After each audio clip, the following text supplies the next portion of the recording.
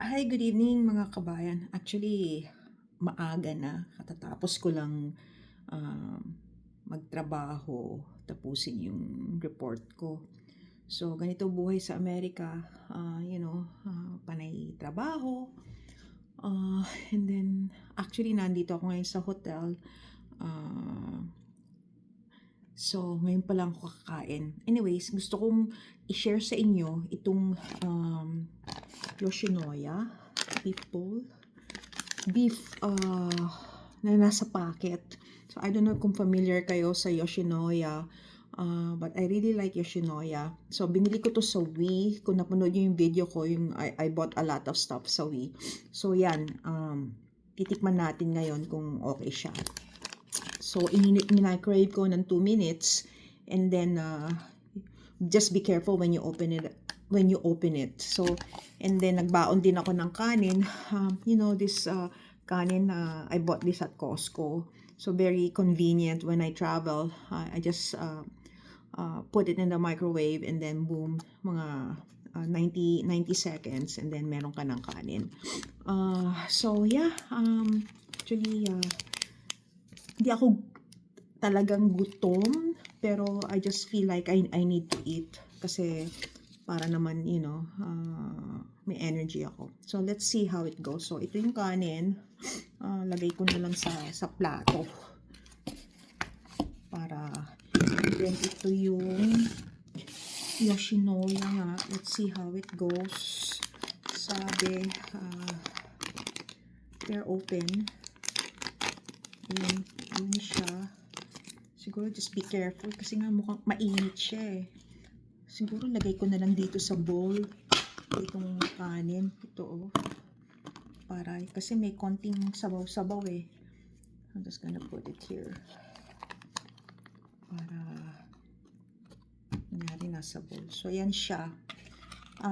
I popped it in the microwave for 2 minutes. Tapos ito yung itsura niya. Really looks Yoshinoya. Very convenient. Sasabaw ko na lang siya. See how it goes. Kung ano ang lasa nito. Yeah. Minsan ganito talaga. Hindi porket nasa Amerika ka is panay masarap ang buhay mo. No, it's not. I just wanna share my experience na hindi porket mga nasa Amerika kami maayos.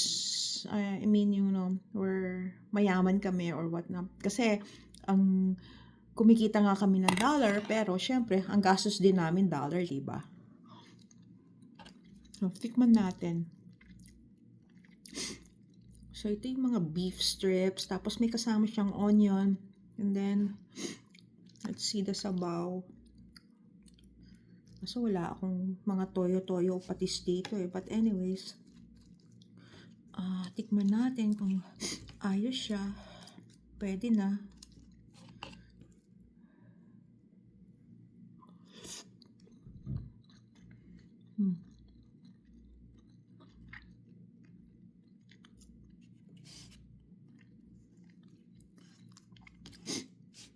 Ayos na. Masarap.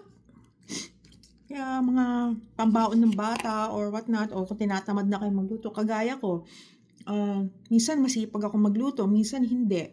So, at saka, dalawa lang kami ng anak ko, minsan hindi na siya kumakain ng mga leftover. Kagaya ngayon nga, sabi ko, I'm traveling, although local lang ngayon, minsan nag-out of state ako, hindi na nga ako pumupunta sa mga restaurant kasi nga minsan tinatamad na ako after work, after ma-visit ko yung kailangan kong bisitahin, pagdating ko sa hotel, pagod na ako. Kaya gusto ko meron na lang akong baon na pagkain or ulam na pwede ko na lang i-microwave sa hotel. So, yeah. Anyways, yeah, if you get the chance, try it out, folks. This is the Yoshinoya. Nasa packet siya. It's good for 1 serving actually. Kung mahina kayo kumain, pwede na sa 2 tao. But ito siya. Sa Wii ko binili. Wii Saywi sa We Online Store. At saka ito yung kanin. Cook White. You can buy this at Costco. Lagi nga itong wala sa Costco. But anyways, yan mga kababayan. So don't forget to subscribe to my channel. Actually matagal na akong YouTube, but lately sabi ko I'll just go back and wala naman akong magawa, just for fun and just to share my experience, kung ano-ano lang, para lang magkaroon ng ibang gawin as opposed na panay trabaho na lang sa buhay. So kain tayo, masarap.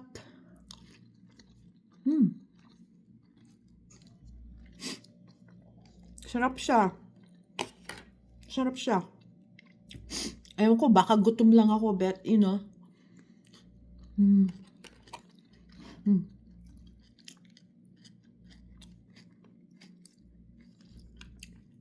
We believe mga kababayan, I used to weigh 268 pounds. But anyways, that's for another time, another video. Pero yeah, kain muna tayo. Until then, bye-bye.